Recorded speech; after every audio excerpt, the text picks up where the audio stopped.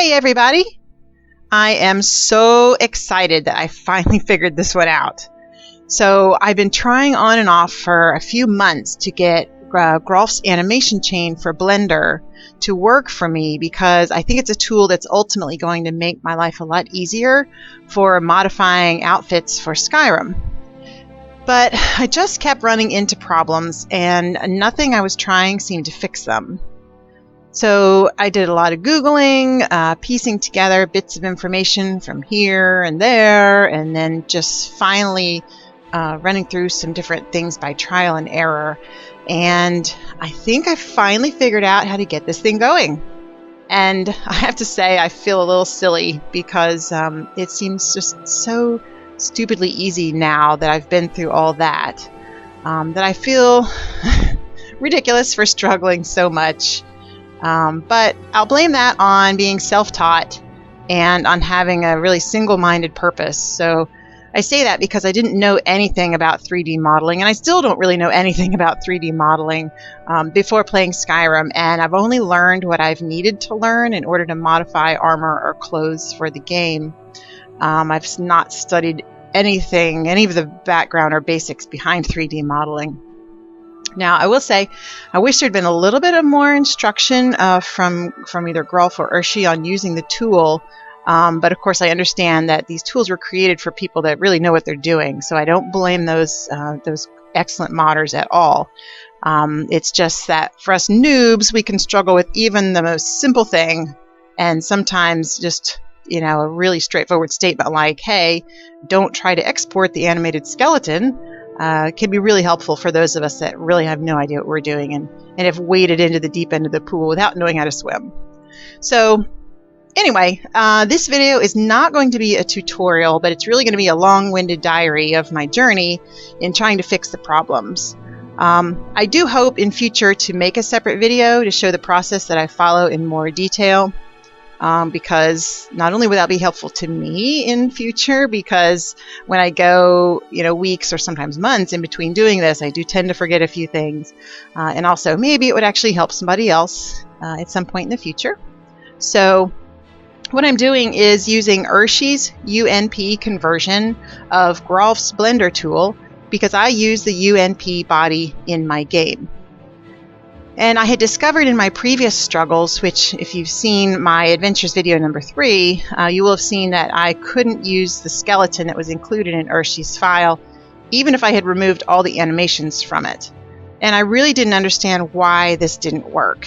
And that led me down a path of continuing to try some ineffective and probably, stupid fixes or stupid attempts at fixes, at least for people who know what they're doing.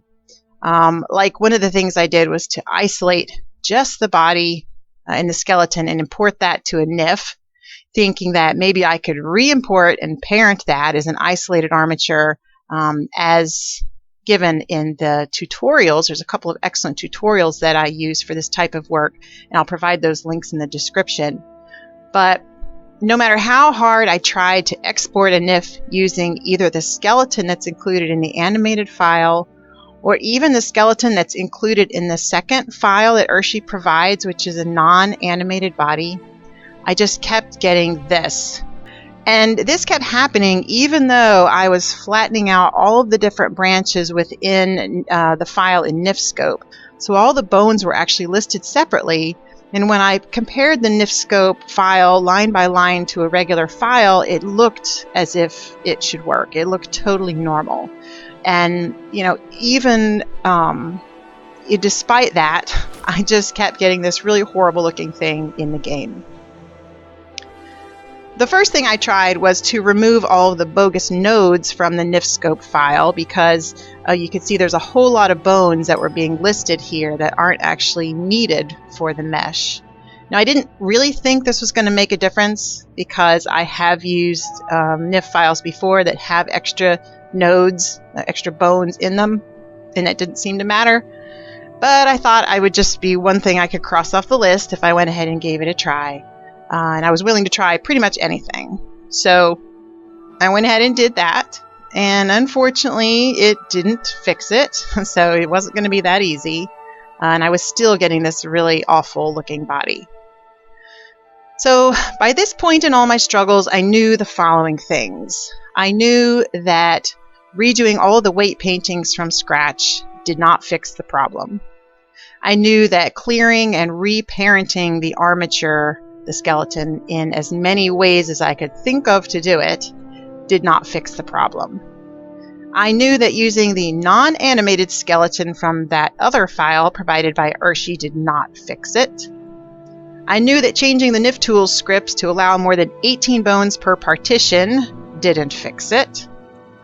I learned that modifying the NIF scope file so that it appeared more normal did not fix the problem. And I learned that optimizing the NIF scope file to remove unused bones, or nodes, did not fix the problem either. What I did know was that if I used the vanilla skeleton, then I got a partial fix, meaning that actually it was a pretty good fix. The small-sized body looked fine, and the large-sized body looked fine, but the weight slider for any weights in between those two was still all screwed up. So, from all of those things, it seemed clear that I just could not use the skeleton that was included in either the animated or the non-animated file from Urshi, or the animated file from Growlf either, because I'd already tried that. And I didn't want to use that one anyway because it's for the CBBE body, and I want the UNP body. Now the easy fix, or the simple fix, really would be to just use the simple skeleton from the vanilla body. But because I had tried that, right, and it worked, aside from the weight slider, which I think was a weight painting issue, which I probably could have fixed by redoing all of that from scratch. But the reason I didn't want to do that was because the skeleton from just the vanilla body doesn't actually include all of the bones. So there's actually extra bones for like skirt parts. If it's just the body, then you're not getting any bones for the hands or the feet. But sometimes you actually want to have one of those bones for an outfit if the outfit's going to actually come down and cover those parts of the body a little bit.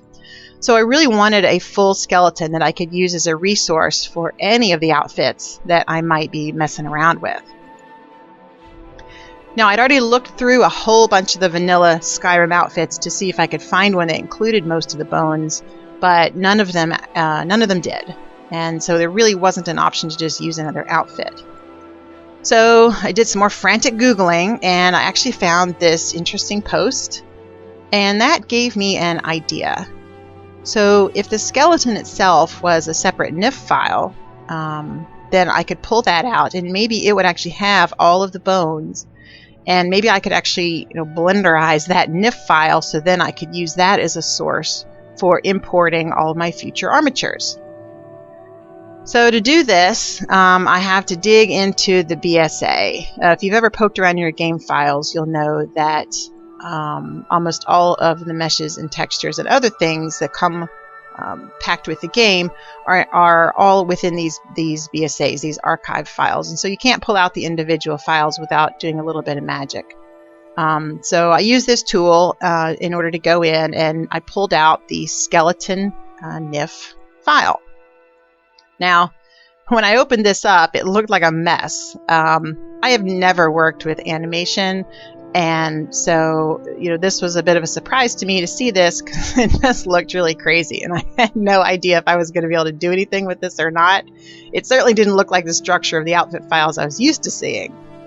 So first of all, I thought, well, what the heck? Let's just import it into Blender and see what happens. So I changed the header appropriately from what you need for Skyrim to what you need to put into Blender, and I tried to just import that. But of course, that didn't work. It's probably not a surprise to a lot of people who've done this type of thing before.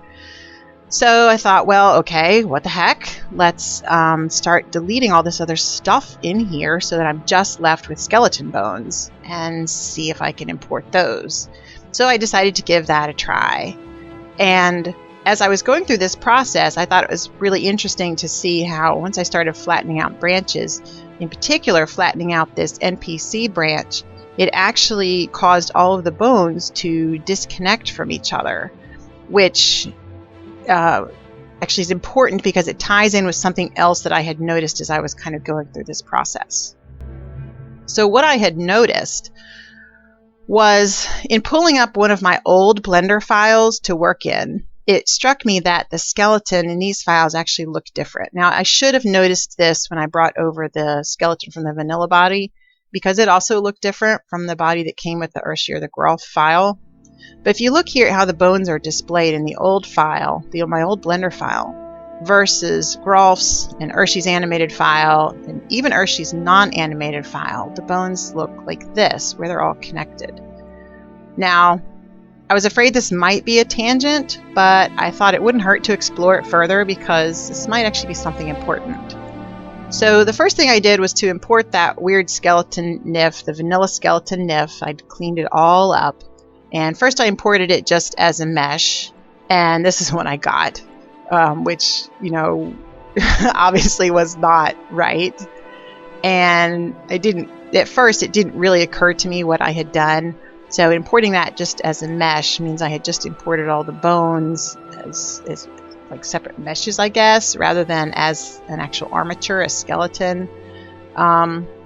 So the first thing I did was clean up that NIF file a little bit further, just to take out anything that wasn't a bone, just in case that was going to create a problem. And then I imported the NIF using the option to import skeleton only and parent it to the selected option. So I did that, parenting it to the body that I had in the file.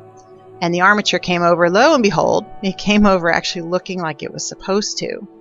So this was really exciting because I thought, okay, now we're finally getting somewhere, right? When I used the simple skeleton from the vanilla body mesh, it looked like this. And my old Blender resource files that I knew worked looked like that too.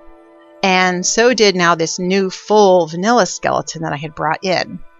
But the skeletons in Growlf's file and Urshi's files did not look like that, and those were the skeletons that were giving me problems. So ding, light bulb finally went off. And I'm sure people who know how to use Blender would be totally face palming their faces off right now, because this is, I'm sure, such a stupid thing for somebody to be struggling with. But for me, this was such an aha moment, right? It was like, oh my gosh, there's something really different about these skeletons.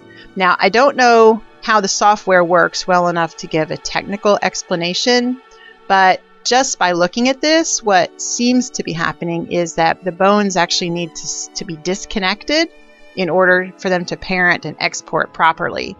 Whereas if you look in the Growlf and the Urshi files, the bones are all still connected. And when you export them, they do this weird nesting thing. And even though I was unnesting them within NIF scope, there must still have been a connection between these bones, because it was just not happening. It just was not working.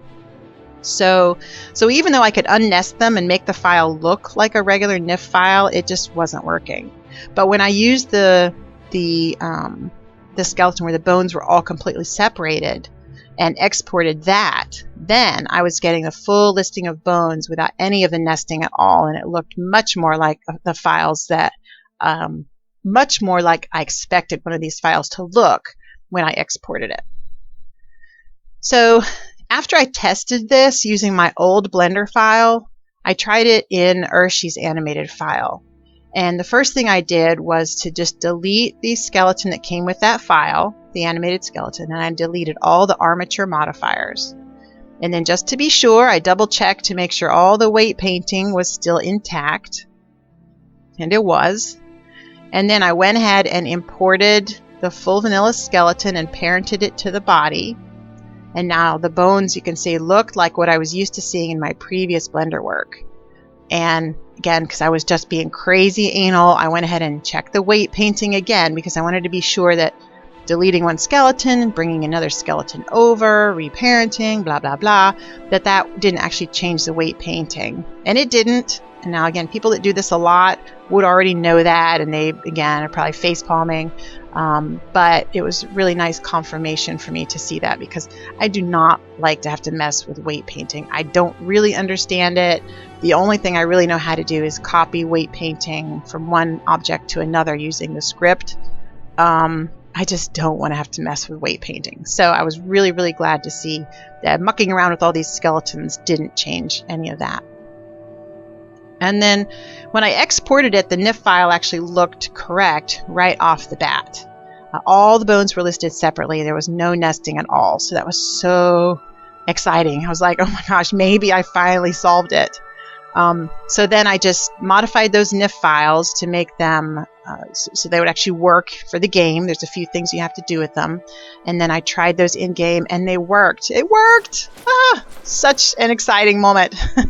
So what we're looking at right here in this picture is Urshi's UNP body parented to the full vanilla skeleton with both body sizes. And it worked for both those body sizes. And even more gratifying, it worked even with the weight slider.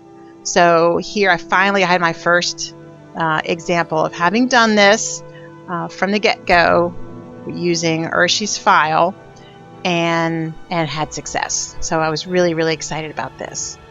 Now I did notice that while I was checking this in the game, it became apparent that Urshi's version of the UNP body is actually a little different than the UNP body I've been using. The shape is pretty much identical except for the boobs. The boobs are a little bit different and the hips are just slightly wider. Now, I have to be honest and say that I liked the old UNP body I was using better for two reasons. Number one, the boobs are just lifted up a little bit more and it's kind of a fresher look and I like that. And number two, the old body I was using didn't have these high beams that are going to poke holes through all of her shirts. And I can just totally see these little high beams causing me big problems for all the tops that I'm trying to fit in the future because they're just going to poke out of all of the meshes when I try to fit them. Major clipping. I don't really need a bunch of high beam clipping on the top of every outfit I try to fit. So going out on a limb, I decided to try replacing the body mesh with the one that I'd been trying to use previously because what I wanted to do is understand if fixing the skeleton actually was going to fix the previous problem I'd been having with the body. Now the body that I had used before was a modification of the UNP body that's in Urshi's file because I had flattened out those high beams and I had pushed the boobs up a little bit to give it kind of a little more cleavage, right? And so I just wanted to see if fixing the skeleton actually maybe miraculously would have fixed all that too, and I would now have totally working mesh for the new top I'd been playing around with. Now you can add or replace a mesh like this easily in NifScope if you follow a few rules. So I was trying to do this in a very simple way. The first rule is that the root has to have the same name in order to copy and paste things over. And the second rule that I know of, there's probably more rules, but the second rule I know is that you have to have all of the bones that are weighted in the mesh you're adding have to already be in the NIF file or it's not going to copy and paste over. So in this case it was not a problem because the body I was bringing over actually had less bones than what was already in the NIF file. And so even though I brought the new body over into the NIF file and I did all of that correctly, I still got this result in the game, which was basically what I had before. Right? So it was fine for the small body, fine for the large body, big problem with the weight slider in between.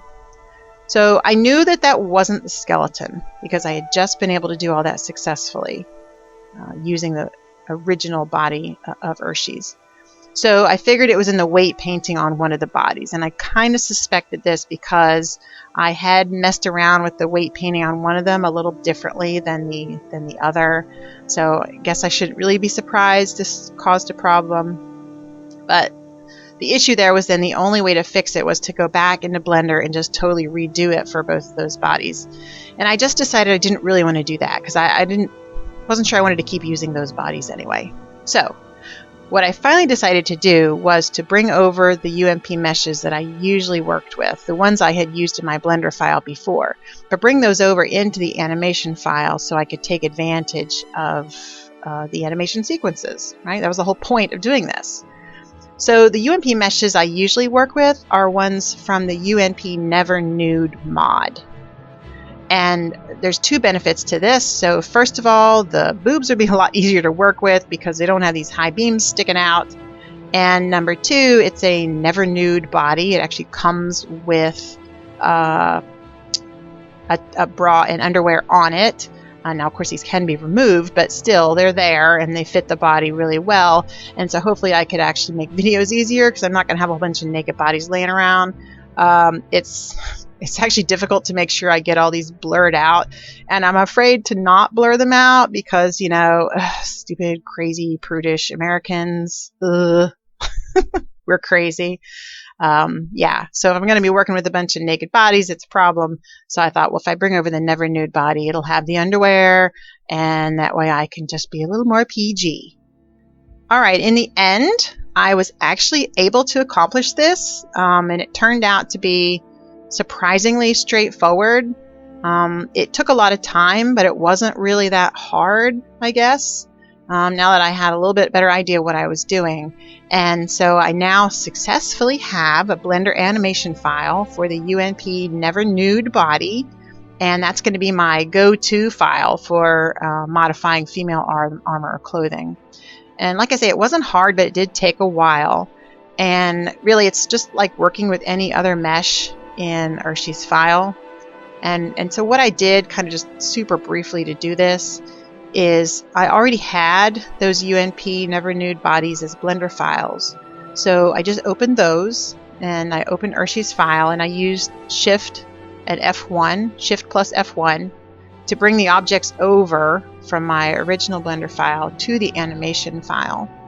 And fortunately, they retained all their proper weight painting and everything, so I didn't have to mess with weight painting. I didn't have to mess with vertex groups. I didn't have to do any of that stuff at all. They were all ready to go.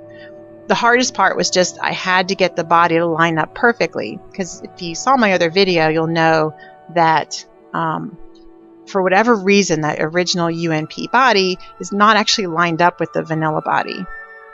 And the body in Urshi's file, is a UNP body that is lined up. She took the time to make sure it was all lined up with the vanilla body. So that was the hardest part, is making sure I got it all lined up, because the skeleton, right, was not going to work if I didn't get these things all lined up.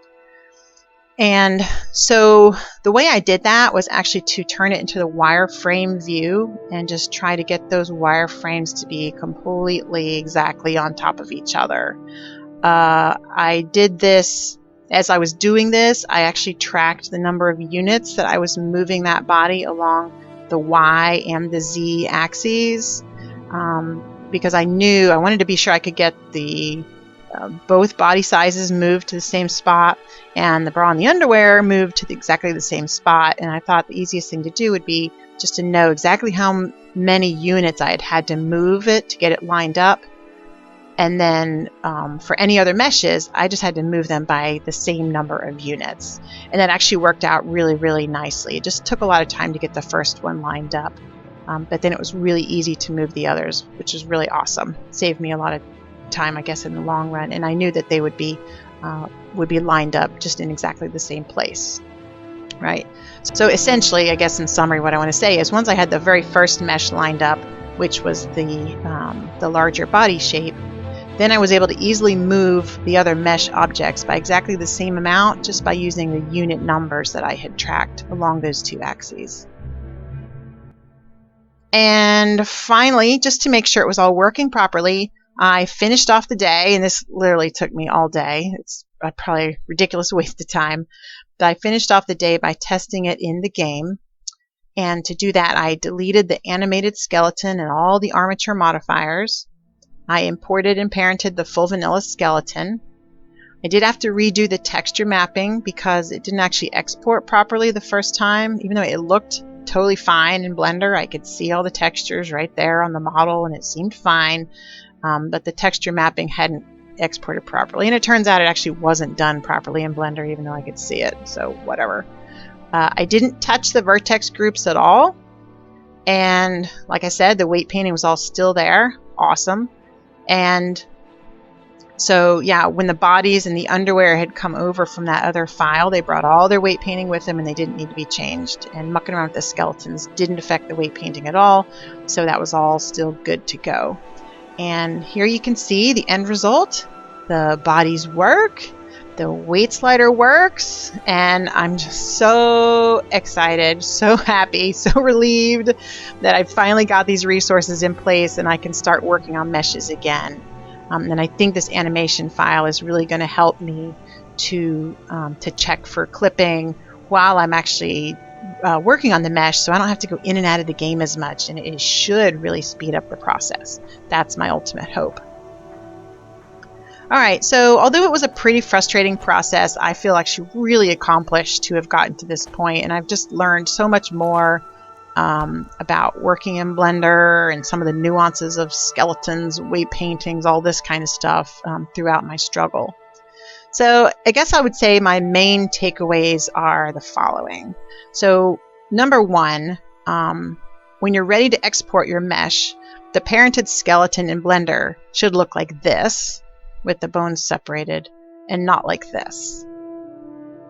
I learned that the skeleton, mucking around with the skeleton, taking it out, bringing new one in, etc., does not affect the weight painting, and so you can add and delete the skeleton as needed.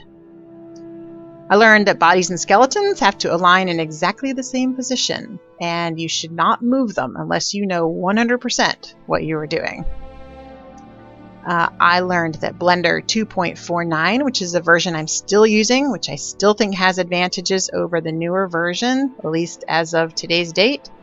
Blender 2.49 will automatically divide your mesh into multiple partitions if you have more than 18 bones associated with it, unless you actually go in and physically change the script associated with that.